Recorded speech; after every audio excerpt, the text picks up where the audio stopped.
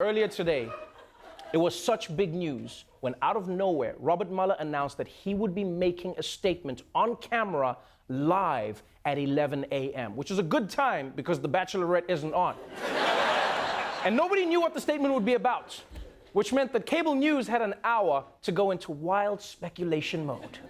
The big question is, what exactly will he address? Will he get into the substance of the report? Will he contradict the Attorney General? Will he defend the investigators? Will he say anything about Congress? Will Robert Mueller only talk about part 1 of the Mueller report and not part 2? Will he resign? Will he rebut depictions of his report? Will he address his public testimony? Or will he bring charges? Or will he bring sexy back? Or will he tell us he's replacing Adam Levine on The Voice?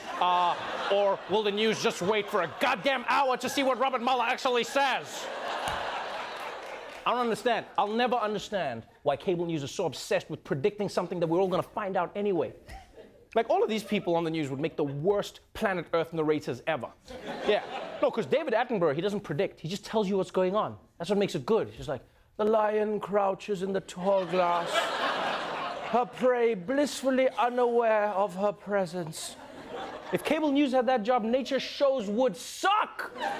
It'd be chaos. They'd be like, the lion is about to attack. Will it work? Will the gazelle get away? Will the buffalo stampede completely screw everything up? I think there's a chance that the gazelle might even eat the lion. We don't know what's going to happen here. This is madness. We're trying to figure this out. So after an hour of cable news trying to magic 8-ball Mueller's press conference, finally, the man himself, the myth, the legend, stepped up to the podium, and he said what he came to say. I'm speaking out today because our investigation is complete.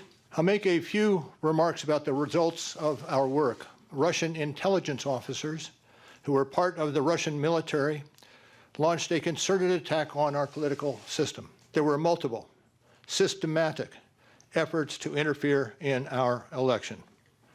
And that allegation deserves the attention of every American.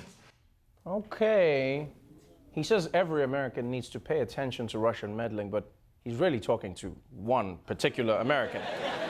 No, because let's face it, Trump is the only one that matters. I don't think Mueller is going on TV because he's worried that Phil from Quiznos isn't taking America's elections seriously enough.